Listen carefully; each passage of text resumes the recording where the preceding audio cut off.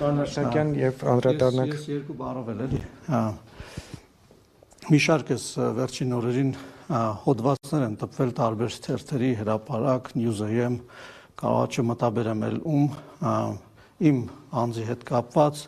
տարբեր բամբասանքներ եւ ստեր են տարածվել կապված նրա հետ, թե իբր ես իմ ընկերների մասին ինչ-որ բաներ եմ խոսում, գործընկերների, վարչապետի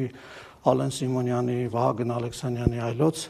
ուզում եմ, որ News.am-ն էլ ուրիշ շարքում կա, ուզում եմ, որ դե ասացի, որ մի քանի լրատվականներ, ձեր հոդվածը դուք կմեջբերեք, ես էլ գնահատականը կտամ, ես էլ ձեզ ասում եմ, ձեր հոդվածը, կոնկրետ ձեր հոդվածը դուք կմեջբերեք, ես էլ ձեր գնահատականը կտամ, ձեր գրածի, ուզում եմ, որ մենք զերծ մնանք նման հերյուրանքներից, այնտեղ նաև գնահատականներ կային իբր թե կանայք են փորձում ազգային ժողովի փոխխոսնակ դառնալ, ես ուզում եմ մի փոքրիկ պատմություն ձեզ պատմել սրա հետ կապված, ուզում եմ նախ ասել, որ իմ ազգային ժողովի փոխխոսնակ դառնալու հարցը քաղաքական որոշման արդյունք է եւ քվեարկությամբ է ընտրվել երկու մակարդակում, առաջինը կուսակցության վարչության մակարդակում, երկրորդը խմբակցության մակարդակում եւ խմբակցության մակարդակում քվեարկության արդյունքները դուք գիտեք, մյուսինն էլ արդեն գիտեք, քանի որ ինձ հնարավորություն է տրվել փոխխոսնակի դիրքում ծառայել իմ պետությանը, ուզում եմ ես ձեզ ուղիղ ասել, որ ես մի քանի անգամ վարչության նիստին առաջարկել եմ, որ երկրորդ փոխխոսնակը լինի կին տեխնացուն, նույնիսկ ինձ առաջադրելուց հետո եմ նույն առաջարկով հանդես եկել եւ մշտապես կողմնակից եմ եղել, որ կանայք տարբեր տեղեր ներգրավված լինեն իմ ելույթներից, դուք կարող եք տեսնել տարբեր տեղերում իմ քաղաքական եւ հասարակական գործունեության մեջ դուք դա կարող եք նկատել, ավելին ասեմ, դա ինձ համար ոչ միայն քաղաքական կամ հասարակական գործունեության հարց է, այլ նաև ընտանեկան եւ անձնական հարց է եւ ես իմ ընտանիքում անձնական կյանքում նույնպես առաջնորդվում եմ դրանով, համոզված լինելով, որ մեր հասարակությունում կա իրական խնդրեմ եւ այդ իրական խնդրեմը այն է, որ մենք իրավունքների հավասարության խնդիր ունենք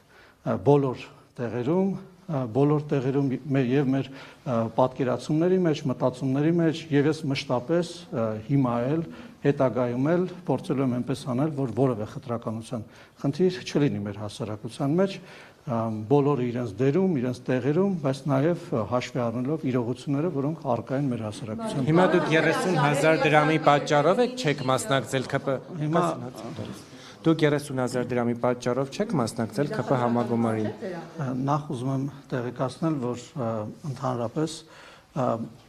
կանոնները համագումարին մասնակցության տարբեր այլ կանոններ սահմանվում են քաղաքացիական պայմանագրի համապատասխան որոշումներով եւ այդ որոշումները բոլորի համար են։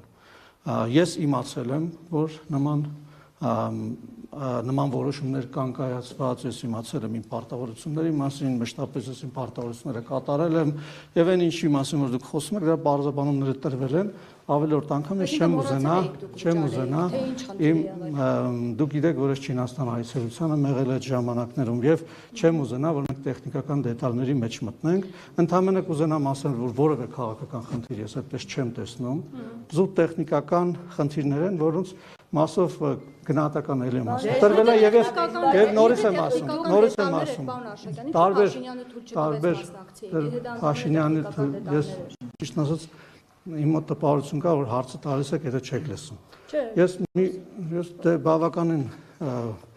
Ֆարաջանի հարցինի պատասխան մանրամասն նկարագրեցի, որ այդտեղ անձնական որոշումներ չեն ընդհանրական կարգերի ոչ մի վիրավորական բան այդտեղ չկա։ Եվ նորից եմ ասում, այդտեղ որևէ վիրավորական բան չկա, ավելին ասեմ, մեր հասարակությունը, մեր կուսակցականները պետք է ուրախ լինեն եւ համոզված եմ, որ ուրախ են եւ հարգում են բոլոր այն որոշումները, այդ թվում նաեւ ես հարգում եմ բոլոր այն որոշումները, որոնք որ կայացված են եւ նորից եմ կրկնում, այդտեղ որևէ քաղաքական հարց չկա, որևէ մեկի ոչինչ չի արգելել, կա կարգին հետևում են, որևէ բան չկա, այսինքն անձնական, քաղաքական, այնտեղ մեկը գրել էր բանը Փաշինյանի սև ցուցակումը, նա սև ցուցակներն մենք չենք պահում։ սև ցուցակներ պահում էին նրանք, ովքեր ձեզ հայտնի են, եւ այդ տիպի խոսակցությունների մեջ իհարկե ես չէի ցանկանում մտնել, ուղղակի այնքան աղում կա բարձրացել, որ հարկ համարեցի սրա մասին խոսել։ Հիմա նեղվածություն չկա, թիմի Բացարձակ շրջան ինչ նեղվածություն պետք է լինի։ Մեր ընդունած որոշումներն են, բոլորս հետևում ենք, ես խնդիր չեմ տեսնում որևէ։ Պարոն Աշակյան, դուք ասում եք Չինաստանում եք, բայց հիմա գումար փոխանցումը կարելի է նաև առանց երկրի որ ծայրում է Հարգելի գործընկերներ, ես փոխանցել ինչ մի խնդիր էր դա։ Չինաստանից էլ կարելի է։ ասում եմ, խնդիրը որն է, հարգելի գործընկերներ։ Խնդիրը նրանում է, որ մենք կուսակցությունների ֆինանսավորման մասին օրենքները այնքան ենք փոխել եւ բարձրացրել եւ լավ ենք արել։ Թափանցիկությունը այնքան ենք բարձրացրել, իդենտիֆիկացիայի մեթոդներ ենք մտցրել, որ ամեն մեկը փոխանցում կատարելի շատ հստակ հնարավոր լինի տեղորոշել, ով է, որտեղից է եկամուտը ստացել, ինչպես է փոխանցել, դա նվիրատվություն է, անդամավճար է եւ այլն։ Այսինքն մենք մեծ հաշվով այդ գործընթացը